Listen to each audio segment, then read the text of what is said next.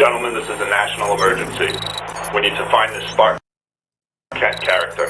He knows too much and he's telling the whole world everything. Your mission is to find him, track him, and extract everything that he knows by any means necessary. Godspeed, gentlemen. Yes, sir.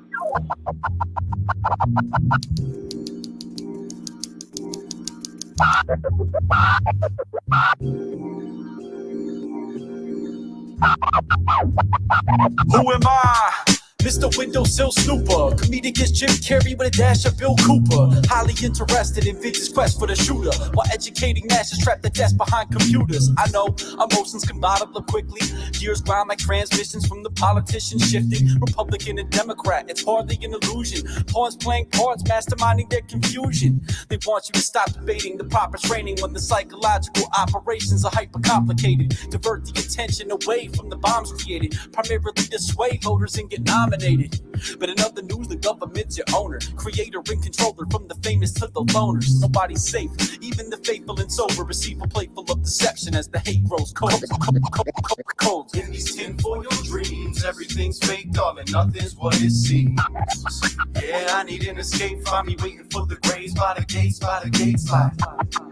In these tinfoil dreams, everything's fake, darling, nothing's what it seems. From the soil to the greens, the air that we breathe, they want you to believe. Can't get anything out. Too big power tools.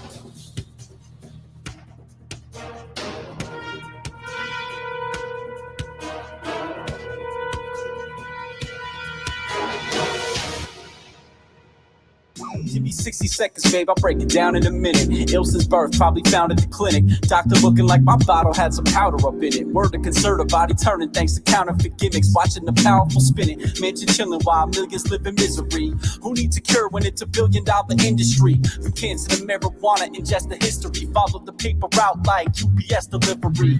If it ain't illegal, then they're making a buck. Taxation's a fancy term for them taking a cut. Make one mistake and you're stuck. Fucking Nathan and Duff. I have to walk through airports with weed taped to my nuts. No insurance got me smoking till my fever dies. $5 million less a year if it's legalized. No wonder big pharma stay fighting like Tekashi's legal team to push a whack product mass copy for the fiends. In these tinfoil dreams, everything's fake, darling, nothing's what it seems. Yeah, I need an escape, find me waiting for the graves by the gates like.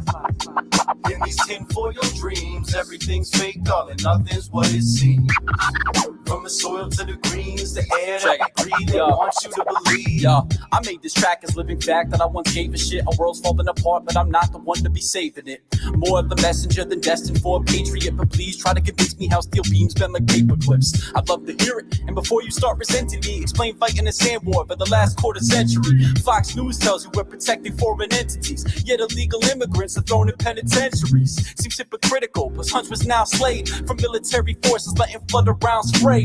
Corporate smoking mirrors make the run around pay. Watching black gold circulate in underground caves. A tragedy backed by apathy. Student versus faculty. Federal agents suited up in black chasing after me. Act casually before I blast caps haphazardly. Disappear and pop up like security ads for McAfee. In these tinfoil dreams, everything's fake, darling, nothing's what it seems. Yeah, I need an escape, find me waiting for the graves by the gates like. In these tinfoil dreams, everything's fake, darling, nothing's what it seems. From the soil to the greens, the air that we breathe, they want you to believe. T-minus 30 seconds.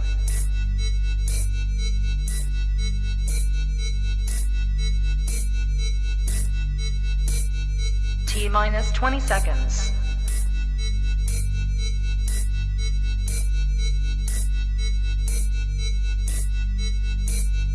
10, 9, 8, 7, 6, 5, 4, 3, 2, 1, 0.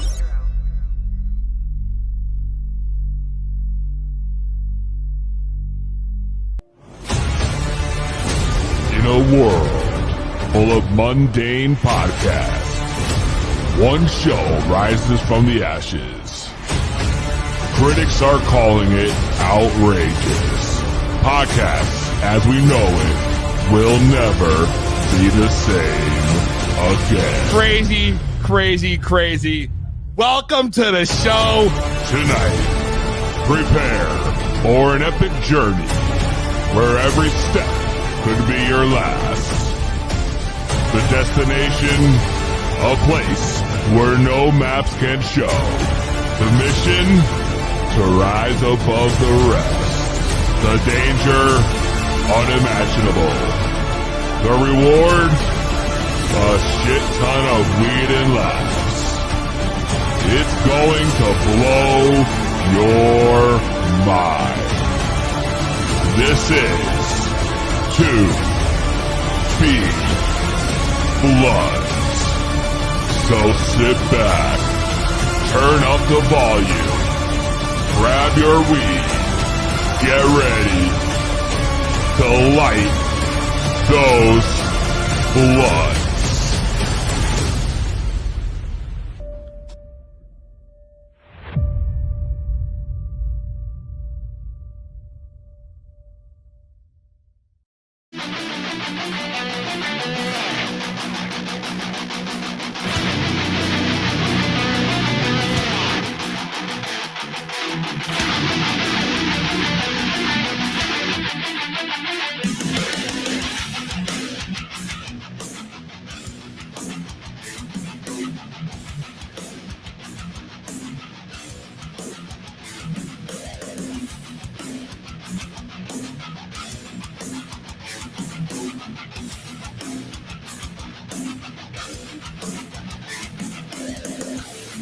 That's right.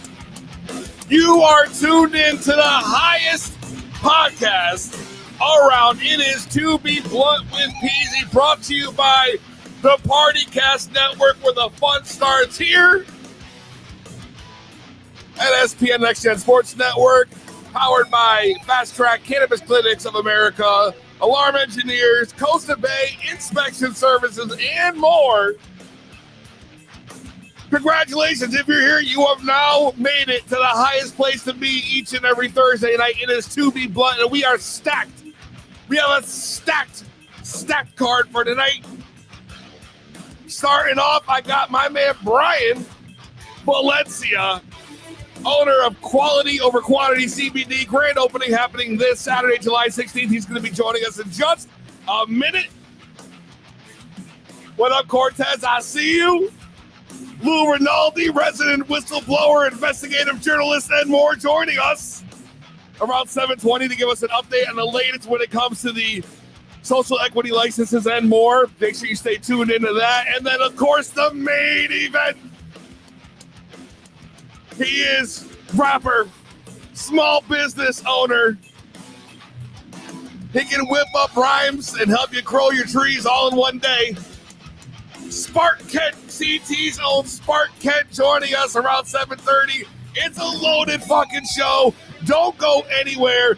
It's about to be lit. And I see the chat is already popping. The comments are already going. What up, Hazel Days? What up, Lucy Roman? I see Instagram's ready to go. Audie in the house. Cortez says, what up? Hazy up in this bitch. You already know we are stacked. We are stacked. And it just goes to show you anything can happen on To Be Blunt. So you guys get ready. Grab your weed. Roll your shit up. Because you already know how we do here on To Be Blunt. We're about to spark this shit up. Instagram, Facebook, YouTube, Twitter, Twitch. Are you ready? It's To Be Blunt. And before I bring on my man Brian real quick, I just got to tell you, listen. I spent 10 minutes before this show fucking started, all right, trying to get my, my blunt ready, which you guys know we do the ceremonial lighting of the blunt every show. And, you know, I'm in the process of moving. I told you guys the other week I closed on my house, so we've been moving shit back and forth. Now, I can't find my I had a giant bag of King Palms, like a 25 fucking pack that I had bought. I had them in here in the studio. I got no fucking clue where they go. So now I'm scrambling. I'm over in the other room. I got a whole 2B blunt prize shelf of shit we give away on the show. And I find these whack-ass rap show. Twisted Hemp, it's called. Just Hemp. Twisted Hemp with premium filter tips. Well, let me tell you something. These things are absolutely fucking trash. Absolutely. I rolled first blunt. This is the first blunt. It just disintegrated. So I said, all right, I'm going to go ahead and I'm going to grab myself another one. It was a 2-pack. It was a fucking 2-pack. I'm like, all right. I got the King Palm filter I'm going to put here. I'm going to make it real nice, yo. Get that bitch in there. Start rolling that shit. Next thing you know, the fuck, bro. It literally split. It split. Boom. So, to be blunt, apparently this week is to be joy. And the worst part, and I really, really hate to say this because this is honestly upsetting in my book, but all I could find in a pinch in my prize bin were these fucking little ass clear fucking joint papers. So I gotta roll 2 of these little shits for the show. Fucking day, yo. I got no clue how the fuck this happened today. So we're already starting off fucked up. So yeah, exactly. I have that. You know what I'm going to do is I'm going to grab my dab rig real fast, too. That would be a good idea to have. This is a Shy Bros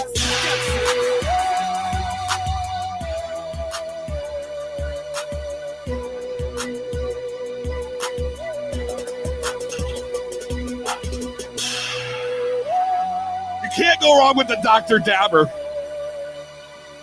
That's going to happen when I get Spark out.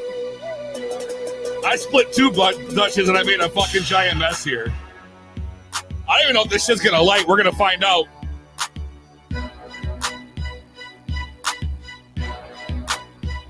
I really hope it does.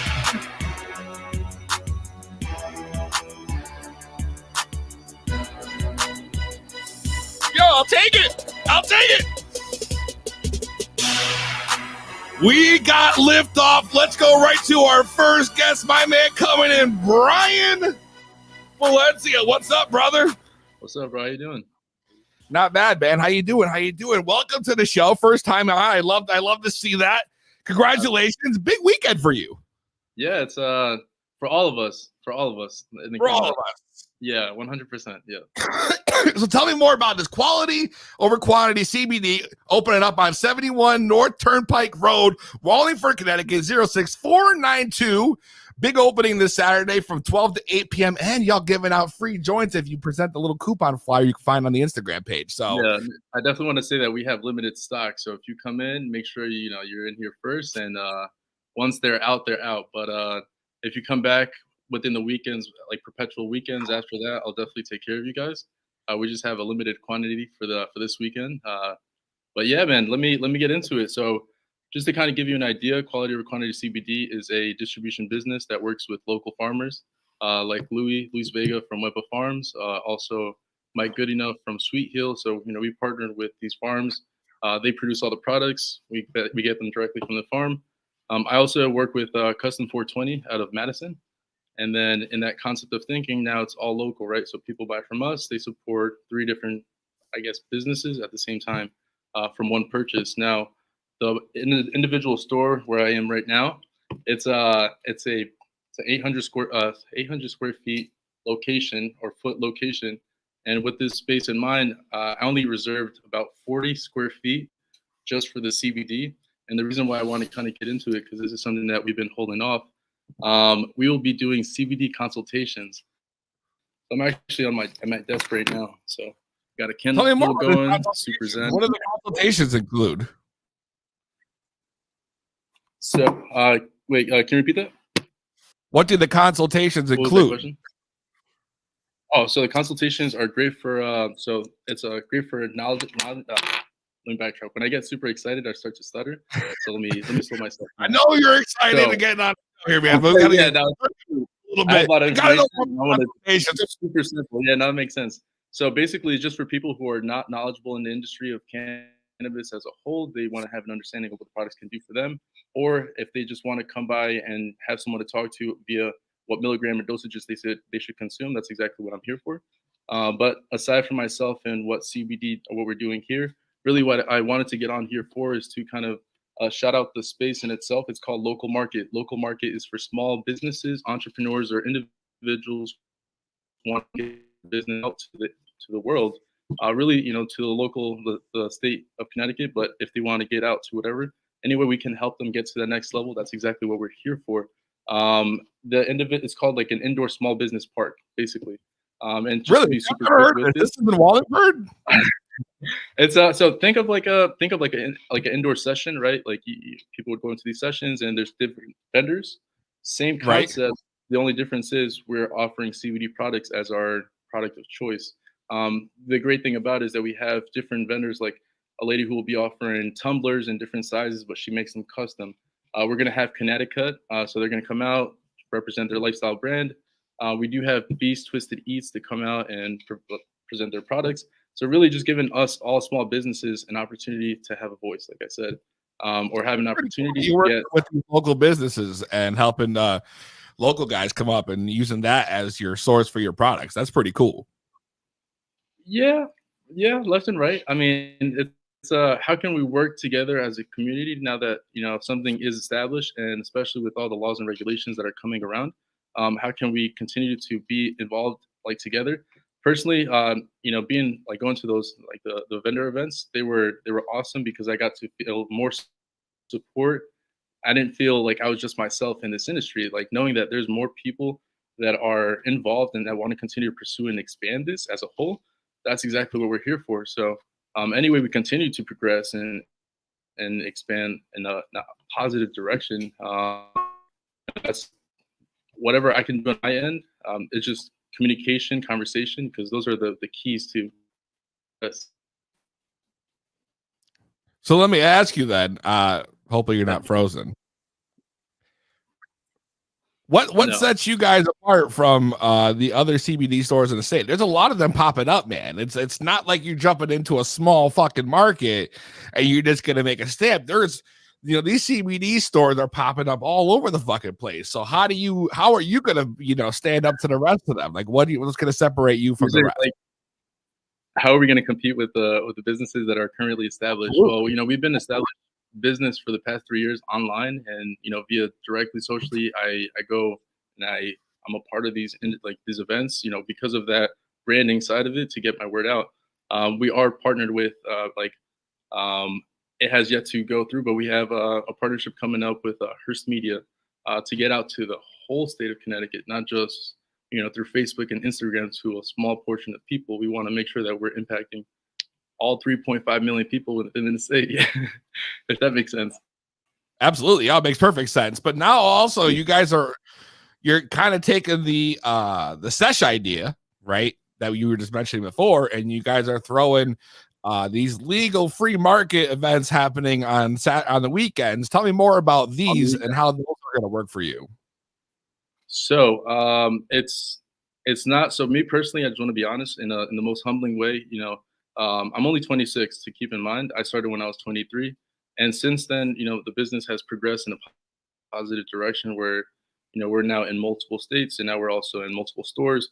But at the same time, like once we were on Telemundo a couple months ago, I feel like once that we got to a certain level of comfortability, now we can just progress, and rather than taking our time to continue to like do something greater and better, rather than like speeding through and just like burning and crashing. I don't mind taking my whole life because I'm 26, right? So I want to live until I'm 106. So I have 80 years to do everything that I want to do. So in that concept of thinking, now I'm spreading my life out and then my business adapts to my personal life because like business and personal are me in one way. It's just creative side is what you physically see with business. With the local market in itself is giving people like I plan on doing these all over the state. And we've already looked at locations, things are already set and, the ball's already dropped. But that's, starting in the weekends, we're going to do Saturdays and Sundays. And then the vision is to be Monday through Sunday, every day of the week. You're going to be running these events daily. That is the vision. That is the goal. As long as we have support and help from the community and just from everybody as a whole, that would allow us to continue to progress. Yeah. And obviously, just to be clear, these events are THC free.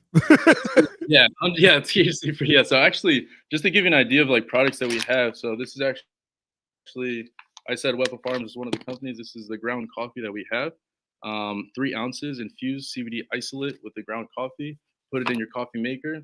That in a joint in the morning, yo, that's a vibe. I'm gonna be honest with you. Now, our hottest sellers right now are the catnip and the dog treats. So, same concept, right? These come from Wepa Farms, the thicker one. This is coming from us. So the catnip is coming from quality over quantity. It's a 1-to-1 infusement of CBD to catnip. And because Really? the cats are not, yeah, dude, it's a vibe. So so just to give you an idea for the pet treats, dog treats and catnip, social and separation anxiety, key. That's exactly what they're made for. But let's say there's like fireworks or there's thunderstorms, whatever the case may be, when they are anxious to do something, just give it to them and they'll relax. Same concept if like you have people coming over and the dog rushes up to them, that's a great time. If they're in heat or just overall, like if they're pregnant for the females, whatever the case may be. But yeah, they're super, super, super. Yeah, this actually, we have the dog treats. We have dog treats in 3 different types. So we have the super strength, regulars, but we have them in 2 sizes. We have it for big dogs and then little dogs. And then we also have the catnip. Yeah.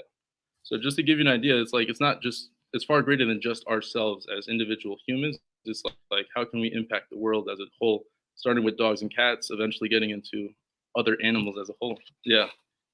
That's dope, man. Listen, congratulations, bro, on the opening this Saturday. It's gonna be going down. 71 North Turnpike Road, Wallingford, Connecticut, 06492. Quality over quantity CBD from 12 to 8 p.m. Check them out. Thanks for joining me, bro. I appreciate you, brother. Have a great day. Don't go nowhere. The controversial Lou Rinaldi joining us in just a second on 2B Blunt. Grab your weed. It's time to roll up. It's To Be Blunt with Peezy.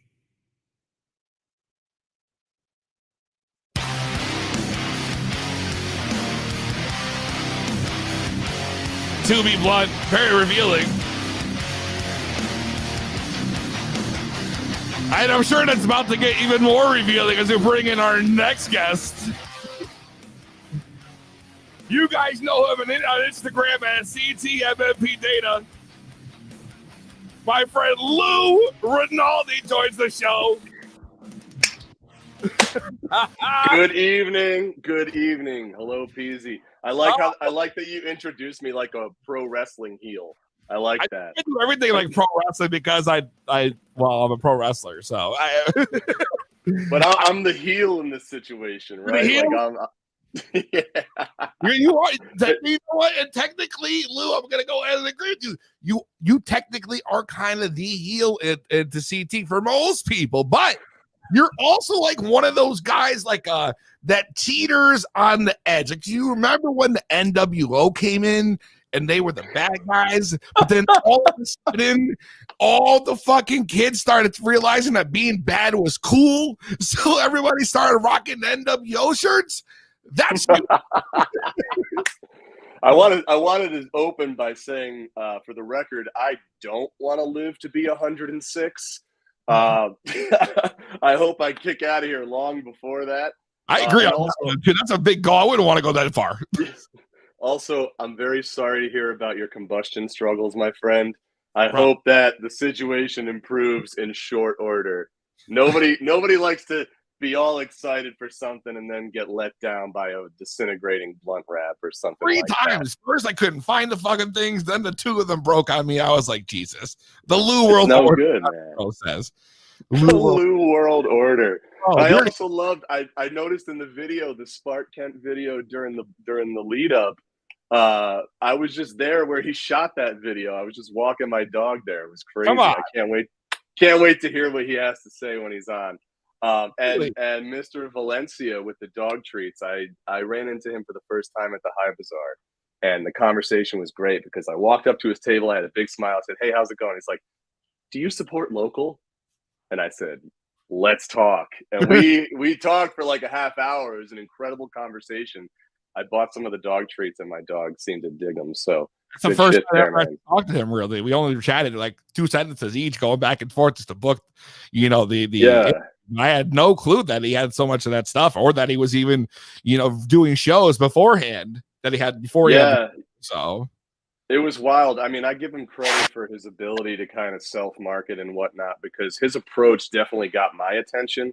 Just coming right out, straight out, asking me to my face, do you support local? But it was kind of like everyone's inclined to say yes to that question, right? But then he, of course, is peeling back layers of the onion. So smart dude. I think he's going to do all right, and I wish him well with his opening. That's a pretty cool thing. Fun stuff. Let's get into the heel stuff. The heel stuff. So it's been quite a week, sir. It's been quite a week in the state of Connecticut. Yeah, man. So we had the big license lottery happen this week. Yeah, that's tell right. Me about that shit show. So the Social Equity Council met on Tuesday the 12th, and they were primarily they had a recommendation from their contract partner, Cone Resnick, which apparently does more than just this for the state. But there were 41 applications to social equity cultivator licenses. This is the cultivator license. And just to kind of give some context there, the reason the state is awarding these first is because by law, per the regulations, when the adult use market goes live, retail locations cannot open unless there's a certain threshold of supply ready to go in the pipeline.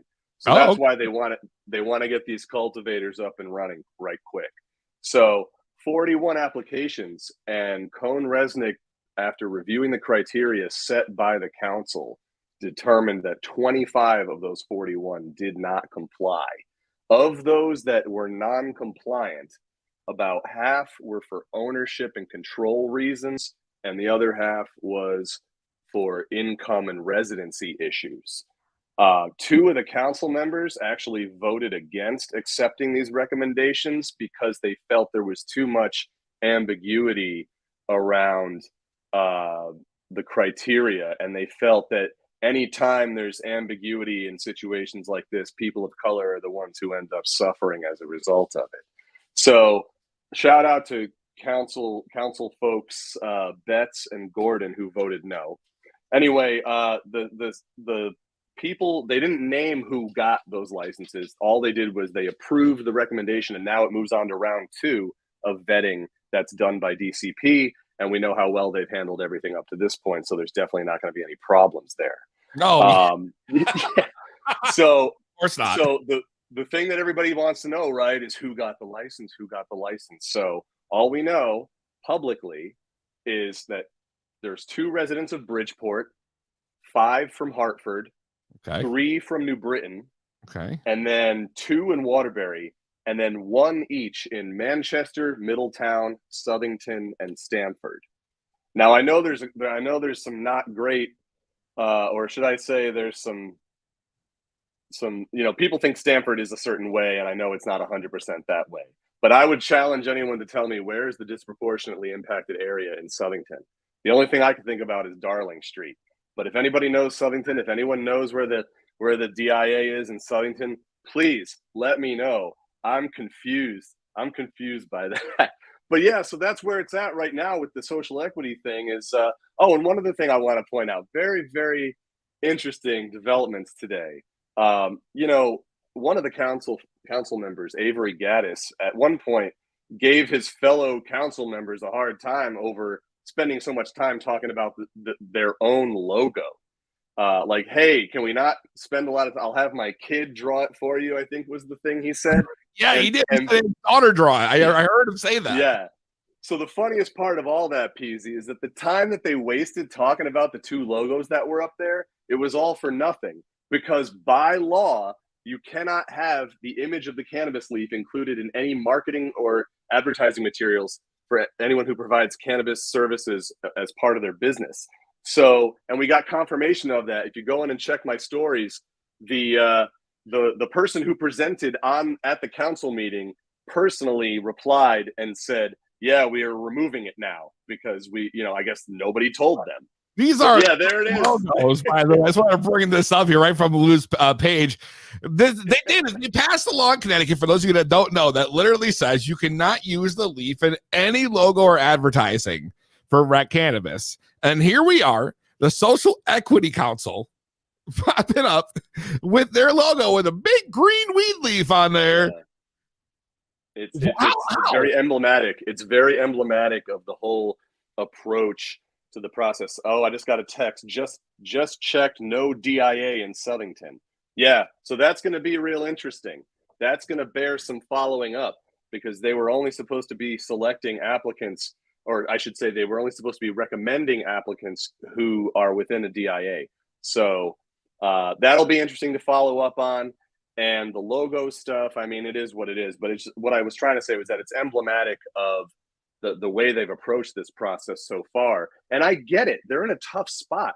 I mean, yes, I'm an asshole, but I'm not an unreasonable guy. You know what I mean? Like, those folks are in a difficult spot. They are somewhat constrained by the legislation, and they kind of have to march to the drumbeat that's being played. But at the same time, if you were in a position to undo generations of injustice just by using the voice that you had in a moment because you happen to have the spotlight on you at that moment and you fail to act, how is history going to remember you? How are you going to be looked back on? And, when you had the opportunity to move this thing forward and finally do this the right way, which is getting rid of the lottery and opening up the micro tier of the market to anyone who is able to, put up a modest application fee. So that's what's happening there. There's I wanted to make sure I touched on a couple of other things, good things. I want to share some good news. You know what I mean? Can I get some good news, dude? I want to share some good news. So you mentioned earlier in the chat at the time that Audi was there. Audi is, for those who don't know, is a cannabis cultivator in I'm not going to say where. And anyway, he has a stash and dash that he did starting yesterday. It's going to be a weekly stash and dash. And for those that don't know, that's where he takes some of, his products and just puts them in a public place. And the first person to get there can claim it. So it's kind of like a finders keepers thing. And Normal Moms Club actually was one of the two who got it last night. So come on. Yeah. Why is a Normal Moms Club got it? She's on it. You know what I mean? Absolutely, she is. So Audi is looking for suggestions. So maybe in the comments, if you're watching live right now, if you have a suggestion for a town or city where you would like him to do a stash and dash. The other thing he asked me to mention was that he is currently seeking U.S. military veterans in need of cannabis flower. He is looking to connect veterans with cannabis at no charge, at no cost to them. So if you are a veteran, if you're out there struggling, you're having a hard time getting good medicine, you can reach out through me or you can reach out to Audi directly. He's got you covered. He's got you. So wanted to make sure that we got those points in there too. That's awesome, man. Stash and grabs, that's really cool. It's nice to hear some good news coming out of the community. I fully support helping veterans, and I think cannabis is a very useful tool for them, especially those who have been deeply impacted, who suffer from a lot of mental health or even physical events. Yeah. You already know how that works with cannabis. I don't have to explain all that, but I think that's awesome. My wife's father is a veteran, so it hits close to home. I think that's great. Definitely. So I've had a couple of veterans on my Instagram lives over the last few weeks, and it's just, it's the same issue that we keep coming back to with everything, Peezy. It's about eliminating the stigma. It's about normalizing positive, productive cannabis culture in a way that is no longer stigmatizing medicine and is allowing folks that serve their country to just find some relief. So real good stuff. Anyone who's working for vets in the cannabis space, please, if we haven't already been in contact, please get in touch. And I'll make sure that, the right resources get connected and we'll keep moving this thing forward. That's my hope. Make sure you pass on that. Lucy Roman wants him to do a stash and dash in Middletown. Middletown. All right. Audi, there you go. Eastern CT in the comments. And Audi also says Waverillo, who's been killing it in the fucking comments, cracking me the fuck up over here, by the way. And they do stash and dashes too. So I guess these are a thing that I didn't realize that was happening so much of. Troy says Colchester, Wow. You got some good suggestions here. So I mean, I think we have a lot of good ideas here that we're getting in the comments. We got Donna Taylor. My dad is a Vietnam vet. He uses daily. There you go. You go. One other thing that I'll say is that Connecticut has, unfortunately, the dubious distinction of being one of only 2 states in the nation with a regulated cannabis market that is going to be having caps on THC levels potency for the adult use market. They've already got over 120 businesses up there, signatories to an effort to repeal those caps. And in the meantime, down here, we've just kind of been yeah, cool, no problem, no big deal. It's going to be an issue for us eventually. I think it's something that we may want to start organizing around now. And I think we can follow Vermont's lead. And I'm happy to help with that effort. So if anyone would like to partner on that, you know how to get me. Let's do it. Hell yeah, dude. Hell yeah. Anything else before we let you go, brother? No, just thanks again for keeping it going, Peezy, keeping the conversation going in a positive way. And I can't wait to see the things that we're going to come up with next. And I'm looking forward to Sparkin. Hell yeah, thanks bro. Again, bud. I appreciate you coming on, bro. All right.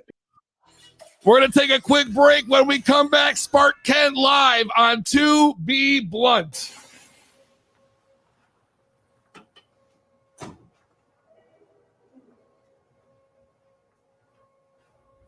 Hey, yo, boss man. Hey, bud, what's going on? Welcome to Get Welfare Now. How can I be your slave for knowledge today? Yeah, man, I'm here looking for one of those indestructible brick phones. I keep on dropping mine on the work floor, and I just can't keep paying $1,000 for these things. Listen, man, I hear you, but this is Get Welfare Now. We only have the latest and greatest. Best I could do is like an iPhone 10 with an outer box. Come on, man. You got to do something better than that. You got to have a Razor Tank 3000, a Nokia 4900, or even a Mega Clam Motorola. A Motorola Mega Clam. Listen, man, like I said, we only have the latest and greatest here. All right, how about you get on that little computer right there and you find something in your little warehouse or whatever. Let me check. You know what I do have? What you got? I got a piece of shit owner in a Steve Harvey suit, Gary V wannabe, trying to micromanage this rinky-dink phone store, and everybody in it via Microsoft Outlook, writing checks his stupid ass can't cash. That's what I got. You know what? Let me get his info pronto. Oh, you want it? Okay. Oh, yeah.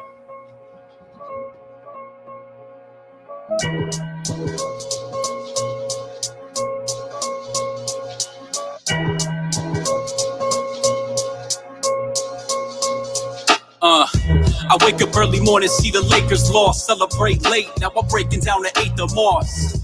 Give it 30 minutes, I'll be taking off. Headed to my basic occupation where I hate my boss. Fake bossing, living in tents. Daily driver is a rental, written business expense. Washed up like driftwood, just stuck in the past. Silly goose, stop the line, always ducking my ass. Anytime I'm off the schedule is when he appears. Scared to face me as a man, that's a feminine fear. But deep down, he's a cheap clown, slacking the tricks. Who needs a raise when you're a rapper kid? You're practically rich. But listen up, you bum me money, hungry whore. For every worker that you fire, there's 100 more in store. So when the story gets told and the truth's exposed, don't be surprised by the wetness when your roof implodes, motherfucker. If you hate your boss, here's the remedy. Step up in the building with the big dick energy. Tell them that he sucks and he's garbage. You ain't giving no bucks, you gon' get bucks regardless.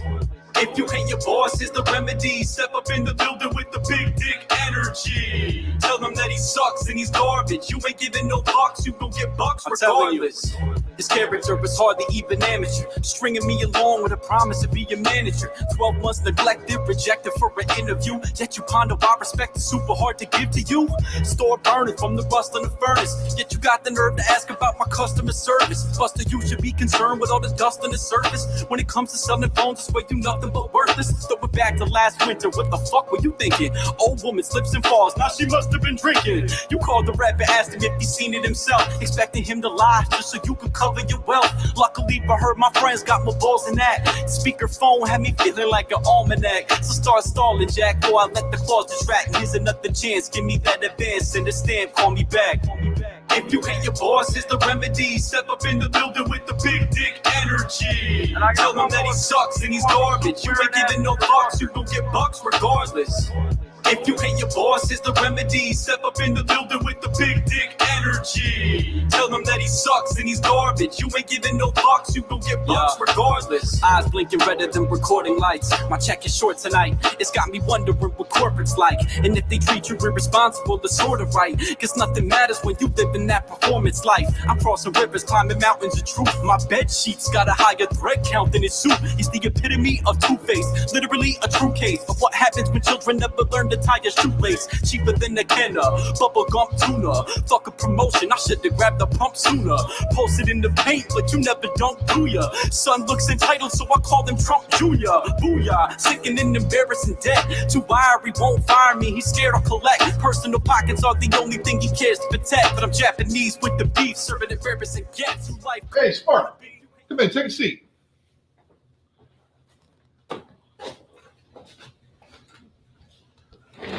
Would you say you're happy here at Get Welfare now? Be a little bit better if I could smoke some weed on break. Listen. Me and the higher ups are thinking, I know you've been here 2 years. You're very knowledgeable, got a lot of product knowledge. But, the guys think it's time for you to spread your wings. Spread my wings? Yeah, why don't you go try to sell cars or drugs or something? I heard there's money in that. Bro, I put money in your pocket for over 2 years, and this is the fucking thanks I get? Fuck you and this company. Hit you on the flip side. Step up in the building with the big dick energy. Tell him that he sucks and he's garbage. You ain't giving no fucks, you gon' get bucks regardless. If you hate your boss, it's the remedy. Step up in the building with the big dick energy. Tell him that he sucks and he's garbage. You ain't giving no fucks, you gon' get bucks regardless.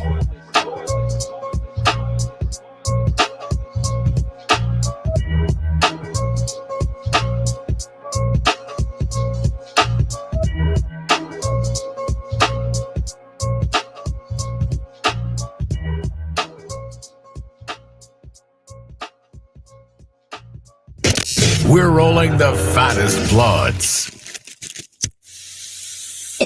It's To Be Blunt with Peezy.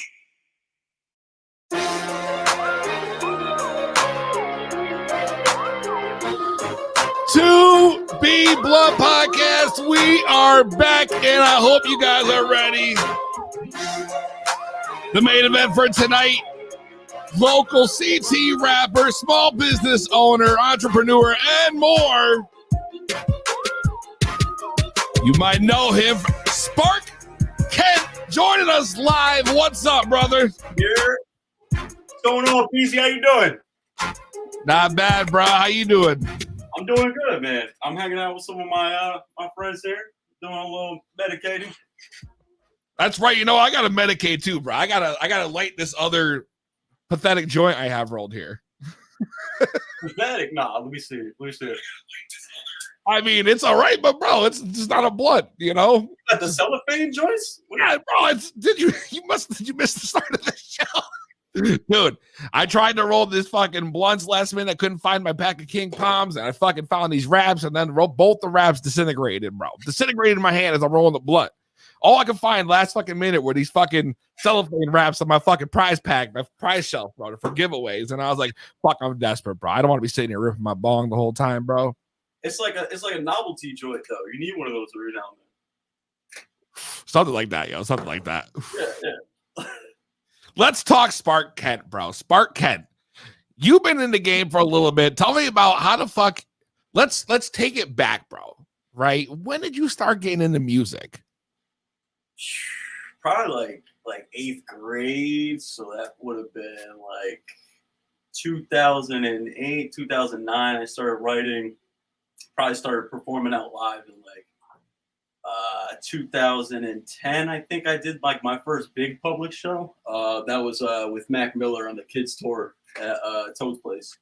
Damn, you got to perform with Mac Miller, bro. It's legendary. That was it was wild, right? Oh, hell yeah, bro. Yeah. That happened pretty fast. You started in 2008, and by 2010, you were fucking opening up for Mac Miller. I didn't even know who he was. Like, 3 months prior, and the dude that really brought me into music, this kid Rashawn, he was like, "Yo, you should check out this song. It's called Nikes on My Feet." I was like, "All right, yeah, play it." And I was like, "This is fire." And then like 3 months later, I get the call from a friend of mine. She's like, "The fuck, damn, bro." Ah, shit.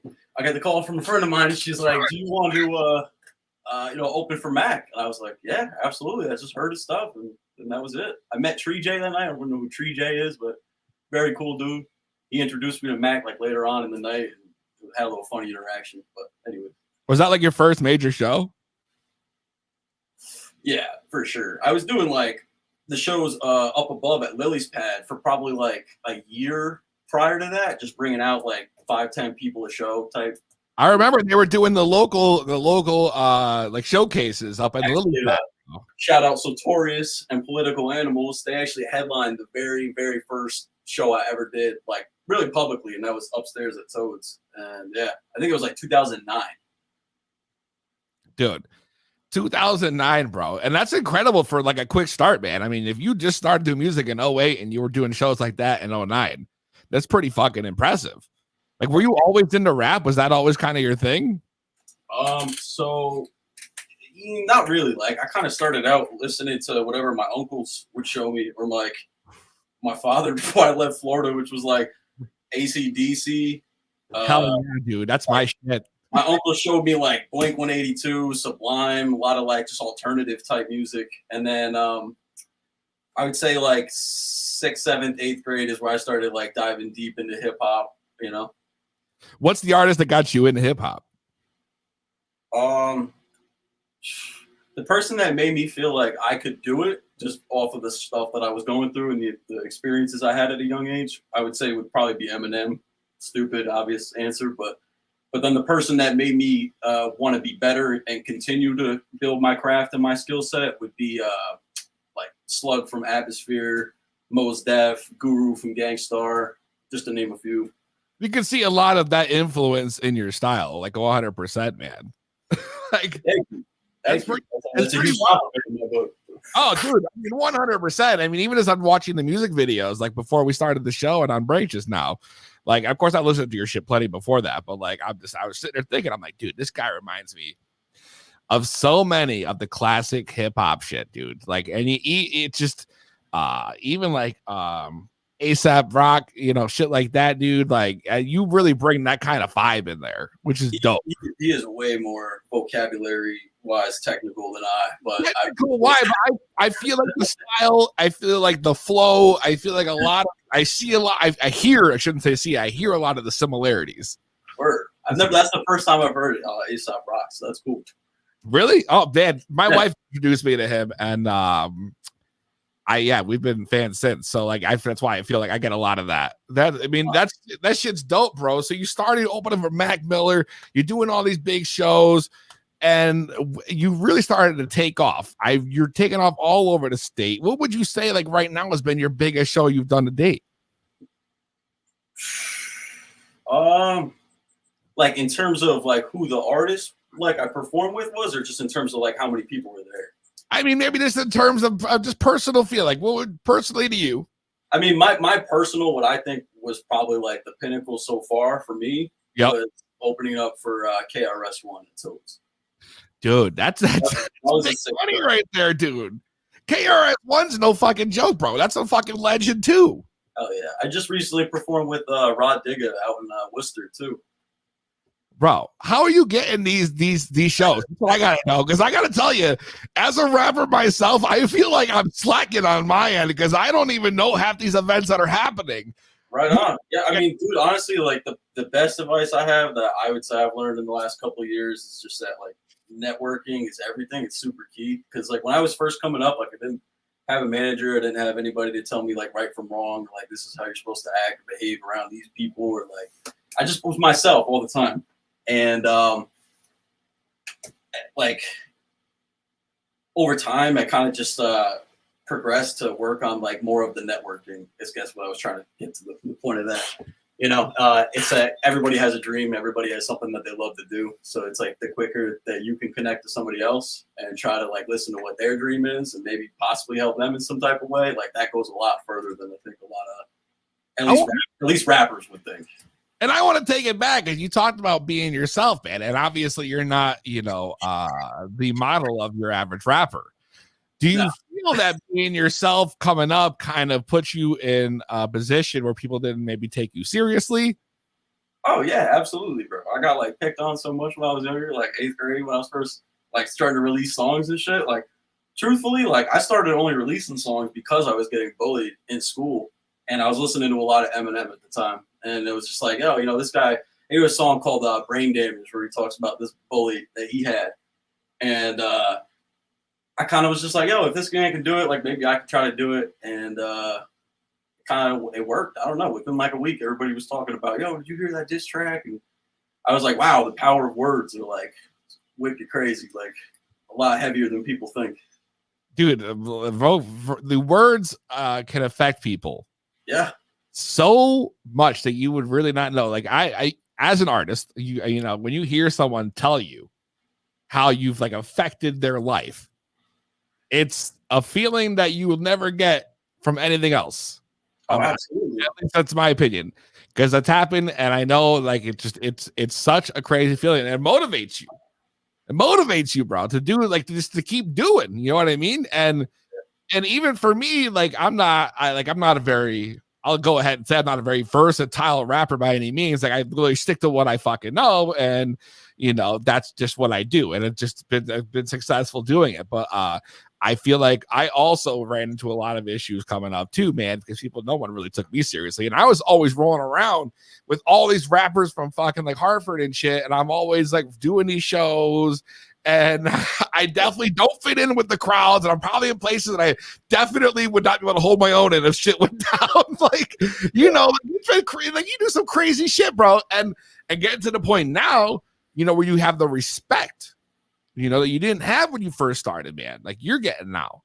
There was like a thing on Facebook going around for a long ass time, and I related with it very heavily growing up, and it said like too nerdy for the hood, too hood for the nerds, you know. I feel that exactly. I was always a nerdy dude, bro, and I never could hide it. You know what I mean? I never could. I'd always try to like, you know, come off like, you know, like I was fucking cool as shit, but you never could hide it. It's a thing. I mean, you know, you just gotta be yourself. I feel like in hip hop, especially, like people can like sniff that shit out. Like the more fake you are, like I don't know. Dude, I felt like as I progressed, all my shit went from like super heavy to like lighter and lighter, and like my last album was like pretty much like a spoof comedy. I mean, it was just like stoner songs. Like it was, you know what I mean? Like it just takes it to a different level. Right, right. You gotta have something for everybody though, so that's good. That's awesome. But when did Cannabis come into play for you? So this guy back here is my boy Sam. What's up, Sam? You know, back in right out of high school, right? Right after high school. So like kind of like 2012, 2013, I want to say. He wasn't always a fan of Cannabis. I wasn't always a fan because I've been rapping way longer than I've been smoking. Yeah. So and in the beginning, when like in school and shit, I used to have friends of mine that be like, "Yo, hit the blunt, I'll make you rap better." Blah, blah, blah. Me. And I'd be like, "Nah, bro, I want to do this shit like organically. I want to do it myself, bro." Right? And then like I moved out of like my house like unofficially at like 16, like 16 to 18. I was like couch surfing. Damn, bro, that's young to be fucking couch surfing, man. Crazy home environment, bro. Just really crazy home environment. But and then like 18, I got my like first like space, and I was like, wow, like I realized like how crazy the world really is, like firsthand, you know. Yep. And yeah, that's where weed kind of came in and made me realize like, okay, maybe the world's not such a shit place. Like go ahead and say that I definitely feel like my upbringing led me to smoking weed like 100%. Yeah. You know what I mean? And I actually will agree with Sam that smoking weed is what made me think that I could be a fucking rapper. And I followed that shit all the way through, man. Fuck yeah, dog. You know what I mean? But cannabis has been such a huge thing for people. And even when you come from a tough upbringing, I mean, when you start smoking and you realize that you can actually get past that anxiety that comes with that upbringing, because there's a lot of it that comes with it. I don't know, people don't know if you do. Like, I know I had a rough upbringing too, not trying to take away from yours, but I'm just relating to the fact that it changed how I dealt with, with it, with that specific thing. Can I ask you a quick question in regards to that? Yeah, I'm an open book, bro. Go ahead. So with regards to yours, like, how soon were you smoking before you were able to actually get the med card? Oh boy, bro. I mean, the med card didn't come out until, what was it, maybe 5 years ago? Right. I mean, I'm fucking old, bro. You may not realize it. I'm 36 though. So like, I'm 36, bro. You ain't old. I started smoking junior the summer of between junior and senior year of high school. Yeah. Right. And that's where pretty much shit started getting real crazy in my household too. And that's where that kicked in. And I didn't get my med card until, like I said, pretty much when it first came out. I wasn't even the first to get it. My wife was, because I didn't meet the requirements, I guess. But I worked my way around that, obviously. But you ever go to like a therapist that was telling you prior, like, oh, like you might have like PTSD, or you might have a little bit of this? Yes, I've had done plenty of therapy, and I definitely, first thing they called my issues ADD. ADHD, is what they really thought it was at first, but it was PTSD. I was on that conservative, baby. You know what I mean, bro? Like, it was more like PTSD for me. So like, that was the one thing that got me through there, and it also unlocked this other side, where I became musically inclined somehow off smoking weed. Like, everybody thinks they can, like, shit, I could freestyle if I smoke. By the way, I suck at freestyling, so that's just right off the fucking rip, trash. But but cannabis is a big thing for me. I've from the minute I smoked, I started promoting. I was always about it. I was, when I started rapping in 2005, I was the Get High rapper. That was always my thing. I always promoted weed. You know what I mean? That was always the thing, because it was such a big part of me. And you're in your fucking name, bro. Sparkin. You know what I mean? Like, that's definitely. I wasn't always Sparkin though. No, he was not. And don't do the first one. But I wasn't always. I want to hear the first one. What was the first one? It's terrible. No, I want to hear the first one. Come on, Sam, tell me that shit. I know him as the original. I used to give him words in 7th grade to spin at my kitchen counter. Oh yeah, off top freestyles. That's the best. But he can freestyle harder than most people. I can't hang with you, bro. But what was the name? I got to know what it was. All right, so I used to, like, when I was like 7th grade, ballpark, right? The first rappers that I had introduced to was Eminem and 50 Cent, right? But I didn't want people to be like, I didn't want to like somehow tie in like an M playoff and be like, So for whatever reason, like I said, bro, I had a really weird fucking kind of broke upbringing, not a lot of money growing up at all. Parents steal money for you, Yep. And so I went by 1 cent for like, I don't know, probably like 6, No, 7 you didn't, bro. 1 cent? Like 6 months probably. And then like it got changed to Phenom. And I was Phenom for like The Undertaker? Yeah. Like 6, 7 years, bro. I was like real young. I watched ESPN one day and they had a athlete on. It was like a baseball special. And they were like, yeah, this 19-year-old Phenom. And I was like, that sounds hard. Like and so I went by Phenom for probably like 6 years, but then I started realizing how many other Phenoms there actually are, like Irv the Phenom, like there's this other Phenom out in Chicago who starts messaging me talking about, yo, we got the same name. This is a problem. I was like, man, I need to just change this shit before it's gone. Yo, I gotta say. And by that point, like cannabis became like way bigger of a role in my life, especially after the PTSD diagnosis. So yeah, that's pretty much the brief history of it. I see you smoking now. What are you guys smoking on right now? That is something special. What is it? That is called Zittles. That is keef with oil infused joint, basically all rolled around the whole thing. You call it a fiddle? It's called Zittles. It actually comes in a container. Oh wow, it came in a container.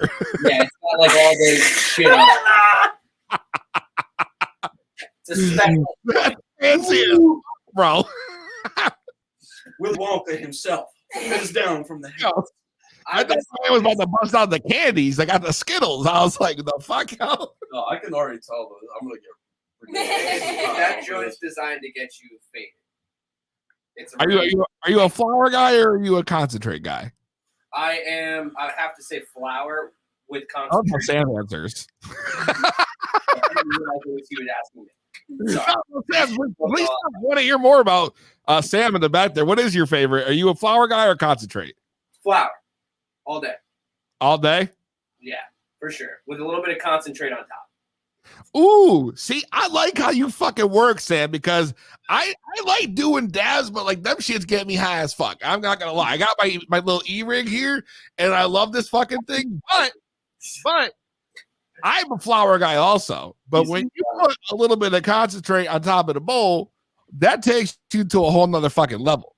Exactly. That's how I like it. You got that Damn. key smoke in the eyeball, a little bit of key smoke in the eyeball. You got to dust it out, baby. You just got to, you know what I mean? Yo, what? What?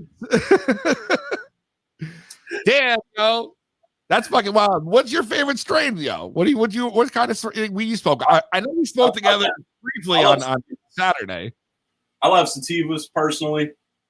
But my last harvest, I will say there was this 50-50 hybrid I did called Purple Marmalade from Soulfire. Woo! It's a Tropicana Marmalade. Yeah, it's Tropicana cookies crossed with YU jelly. That was probably the best of the three that I ran for my last harvest. Dude, what? I loved it, man. Loved it. But normally I'm a big sativa guy. It helps me stay. It works very well with my ADHD for some reason. It just like helps me fucking stay focused, you know? Sativa used to give me anxiety, but that's no longer the case. I don't know what happened, but I find myself kind of gravitating towards indica at night, you know, 'cause it helps me go to sleep. So that's right. Yeah, no, I hear you there. Definitely. How long have you been growing for, man? You just opened a brand new company. You started Deepwater Consultation, which is fucking dope. If you guys are ever looking to start a grow, you can hit up my man Sparkin. He's actually has a whole page right now on Instagram at CT Hydro. So the CT Hydro is like my personal little med grow. But you can check out what I've been doing there if you're curious, if you're doubting the quality or anything like that, or you know, I don't know. Personally, to answer your first question, I've only been really growing now for about 1.5 years, I would say. If you scroll down, I was gonna say there's one little picture video that's like a picture video right here, yeah, on the right. This one? Go down too. Yeah, that one. That shows the quality of the last run that I just did. But yeah, so Deepwater Consultations though is the business Instagram. So if you're interested in any type of consultations, installations in your house, custom design, and we're also currently building a seed/merch room, trying to work with different members of the community, and we're also working with 4 top-of-the-line genetics companies from all around the U.S., 25 different strains. Very excited to be bringing that to the table. So. What made you decide after growing for like only a couple of years that this was going to be the route to take? Like, what made you start a consultation company? It's very rare, I would say, that like things captivate me as much as like music did when I was younger. You know, like even like I have a project car downstairs, been sitting for like 4.5 years. You know, I'm still trying to work on it. But when it came to like growing cannabis, especially under the medical side, once I realized that I could do it with the med card, I was like, I want to dive as far into this as I possibly can. So I went out and bought a, I'm sure you're familiar, it's like the 3rd gen Grow Bible. Yep. And I just like really studied that thing, especially on the hydroponic side. And yeah, I just really fell in love with deep water culture. Personally, right now I'm doing recirculating deep water culture with an organic res. So okay, so you specializing in hydro, for specializing in hydro, but we're at this end of the day we are an indoor garden supplier. So we specialize in giving you everything that you need all in one inclusively. Think of it like some people will go online and buy a grow kit, but a lot of the times you're not happy with like the different brands that are involved, or like the price is too high, or you feel like it's too low and you don't, again, it's a quality thing at that point. I'm trying to take like the multiple weeks to months of guesswork and study work that it really takes to put together a quality garden on the first go, put it in your house within 1 day's time, and educate you along the way as part of that product. That's what I was actually going to ask. Is that something you also provide? Like, aside from just obviously the setup service, like, do you actually guide the grower on the end? Is that's a feature you can do? That's pretty dope, man. We're in the middle of like the branding process right now. So what that means for us is we just started like a YouTube channel, and we're going to be pumping out like a ton of like product reviews, informational stuff for people, especially like the first timers. Try to like really simplify it for people as much as possible. At the end of the day, I haven't been growing for 10 years, 20 years, like a lot of the people out here have, and they have my whole heart, due diligence and respect. But I'm also kind of want to break the mold and show people that you can be brand new to this and you can get really nice results in the first try. So I think that's actually a big thing, because a lot of people get discouraged. Oh, absolutely. Growing, and then it doesn't come out the way they expect, and all of a sudden, like, oh, fuck this, I'm not going to waste my money on this again or waste my time, because it does take time. You have to care for these plants. You gotta love them. You gotta treat them like your kids, pretty much. Dude, I swear to God, I'm in my indoor for at least like an hour, maybe 2 hours a day. Some days it's like it really depends. Just trying to like really capture everything that's going on. Like, I take notes in my phone of like every week. Okay, this is that. Like, yeah, it's a lot of dedication. Yeah, no, it takes a lot of time and dedication. Pay you to do for them. What's that? I do. It's a lot of dedication that somebody can pay you to do for them. I can't grow it for them, but I can certainly teach them. But that's a big part of it, man. Yeah, and for the first year, obviously, we are, in terms of how we can market ourselves and brand ourselves for the first year, we are limited to, obviously, we have to stay within certain, I would call PG guidelines, until everything is fully kosher for the regular citizens who don't have a card to be able to grow their own. So I think that's one of the biggest obstacles that we're probably going to face, but I'm looking forward to trying to get past that and bring people some quality content, and obviously something that community can benefit from. So I got dry mouth right now. Yeah, me too, dude. Like a motherfucker. But check them out, Deep Water Consultations. If you guys are trying to do a grow and you're maybe not, the website's live right now. It's just deepwaterconsultations.com. We have all the socials up and running. They're very, very fresh, so bear with us. But if you go to the website, that looks a lot more official. That's dope, man. Are we going to get some new music soon, aside from the new single you just released? Yeah, I've been trying to drop a single a month, but between like the business and everything else, I'm a pretty busy man these days. I try to keep my girlfriend pleased and happy as well. That's always very important. Yes, sir. Dude, because I would love to, do some work there. We got to drop a track. Bro, I would love to do a song. I think that would be the perfect collab, honestly. To get high, remember, and Sparkin. That would be I mean, yo. It's like a match made in heaven, bro. A match made in heaven, yo. Dude, I just want to say thank you again so much for joining. It's been awesome talking to you, bro. Sparkin on IG, CT Hydro, if you want to check out his grow, Deep Water Consultations. Yes, sir. If you guys want to find out more about that. And listen, man, I appreciate you coming on, bro. Thank you so much. Yo, Sam, shout out my Sam in the back, bro. Thank you, Peezy. Big part of this interview, bro. You were great. Appreciate it. All right, brother. Be good, y'all. Thank you for coming on. To be blunt, you already know. Don Taylor says, I would be happy with one nice plant. Me too. I tried growing outside like 3 years in a row. And then right at the end of the season, I got fucking caterpillars all up in my shit. Ruined all my shit. And I gave up. But I'm going to hit up Deep Water Consultations when I move into the new place. We're going to put a grow tent in the fucking studio. And we're going to rise to the cream of the crop.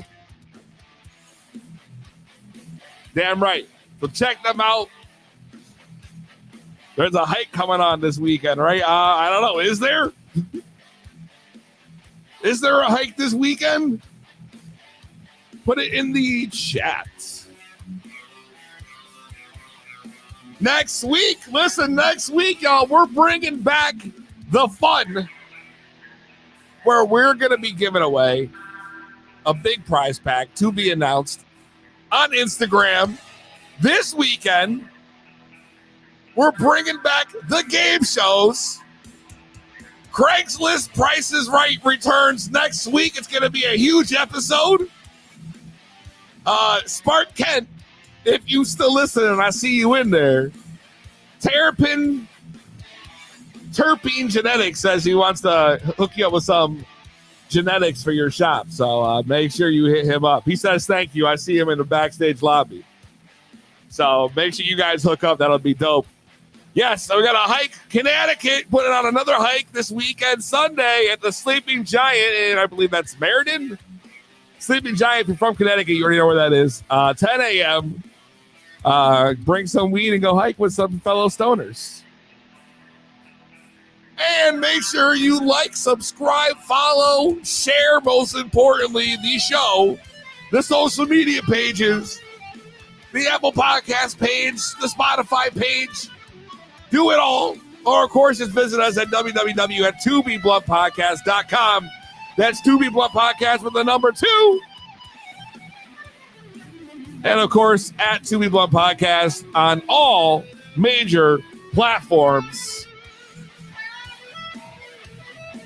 For sure, Hamden. Yeah, he's gonna hook you up, bro. He's gonna hook you up. And you already know the drill. We'll see you next week. Same weed time.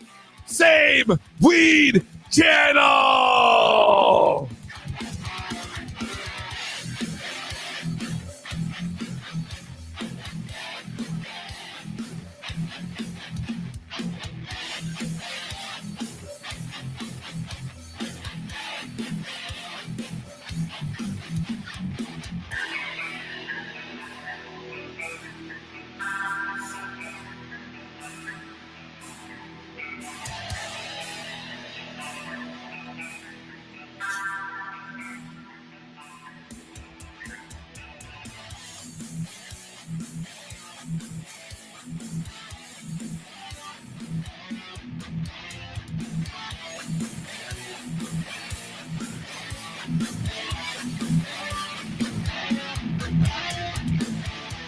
Thank you, Lemon Lover.